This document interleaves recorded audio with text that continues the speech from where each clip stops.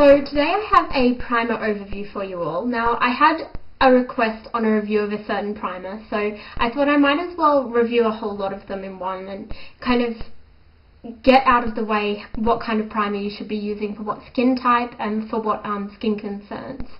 So the main idea of a primer is that you put it under your foundation to stop the makeup absorbing into your face and to also stop any wearing off of makeup, to stop excess oil production and getting shiny during the day. And you can also get different effects like illuminating primers and things like that. It also stops the absorption of the foundation, so that way it's not going to cause any blemishes. So a primer is a really good thing to use. You will get a lot longer wear out of your foundation if you use a primer, so you won't have to touch up during the day. So it is worth an investment. So I've got a few different primers that I've tried recently, and I like most of them, so I'll let you know which ones I found are best for what. Okay, so to begin with, I've got the Inglot under makeup base, which is the same as the Smashbox primer. This is a silicone based primer, so it feels really quite slippery when you put it on. It's a gel. It fills in the pores and fine lines in the face, no worries. It also absorbs all your excess oil, so you're not going to get shiny during the day. But something like this can suffocate your skin. So if you do have a problem with heaps of breakouts, especially around this area here, then this one probably isn't a great idea because it is going to just seal off your face. This one, again, is very similar to the Dr Brandt Pores No More. The only thing with the Dr Brandt is that it actually has a tint to it, and it's a moisturizer as well as a primer. So this is terrific for oily skin. You won't get any shininess by the end of the day with this. And you can also see that it's filling in the pores and fine lines. It's a pore concealer. So you can use this under your foundation, or you can use it on your own. So any men that have any worries about wearing makeup out and they want to cover up their pores, this is good for them as well, and it's moisturizing too. It's very similar to the Napoleon perdis pore minimizer and mattifier. The only difference between the two of these is that this one doesn't have a moisturizer in it, so it feels a tiny little bit thicker, but they do both do virtually the same thing. There are different kinds of bases. They're more the silicone-based primers where they're quite thick to feel, and then you can move on to ones that are like a lotion. So they're like a cream, and this is the NARS primer. This one's just a little bit thicker than like a serum, and you can feel it really slip over the top of the skin. Now, the NARS primer you can get in with an SPF or without. I've got it without because SPFs tend to break me out a lot. But this one I find is great for people who have drier skin because it is a lotion. It's not going to fill in the pores as much as a silicone-based primer, but it is going to stop any absorption of the foundation into the skin because this is sealing the hydration in. It's also adding extra hydration. This one is great if you have those flaky spots because the makeup won't stand out on top of them as much. One like this also is just generally better for dry skin. If you have oily skin, it's not going to do as much for you because what you want to do is cover up that shininess by the end of the day, and this one you will get a little bit shiny.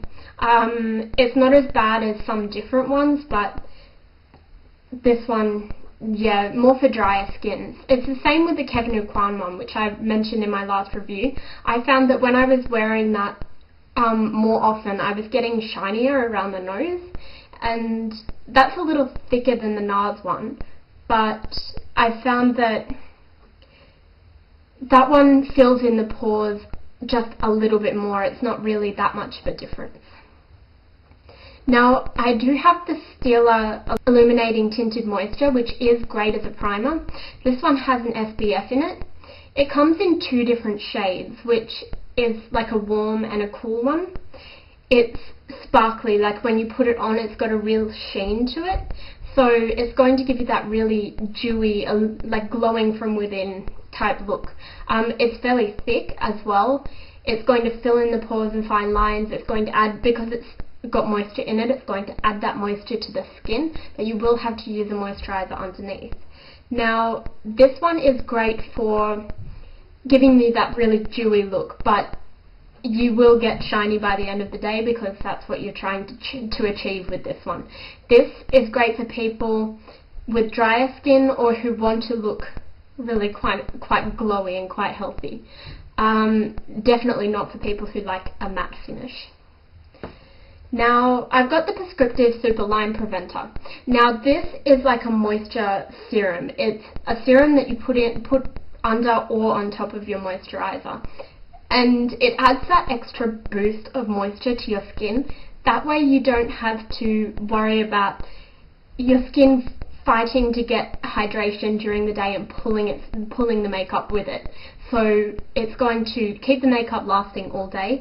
This one also provides like an anti-aging effect as well. So this one's like a 2-in-1. It's going to prevent lines, it's going to minimize pores over time, and it's also going to help your makeup last a little bit longer. Now with some different primers, I found if they've got a different base to your foundation, they're going to start pilling up, so it's like congealing. If you put say the Present primer from Philosophy, and then you put a prescriptive foundation on top, then you're going to get this kind of patchy effect. It's all going to lump together because one is a silicone base, one is a water base, and so they repel and they don't want to sit evenly.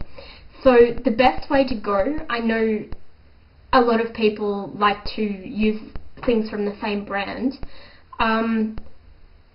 Different brands make their primers to suit their foundations. So their primer is automatically going to be great to use with their foundation. And then if you're getting something from another brand, it's not necessarily going to be as good. I have a few different ones because I like to try different effects. I like to have more of a matte look, but if I'm using something for a couple of hours, say for photos or something like that, I might want something more illuminating. In the case of the NARS one, it's lighter, so it's nicer to use just for during the day, especially during summer. But I do get shiny, so I always use this one on my pores across my nose because that's where I get really, really shiny.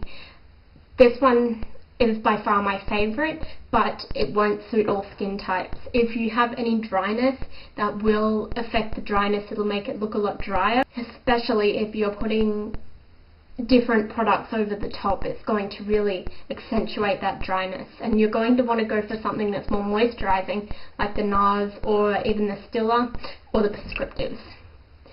But the general rule is to stick with something from the same brand, or stick with something that you know doesn't affect it badly. So I hope this was useful to you, and I'll talk to you guys later. Bye. Read my lips, I'm into you, can't resist, you're so high.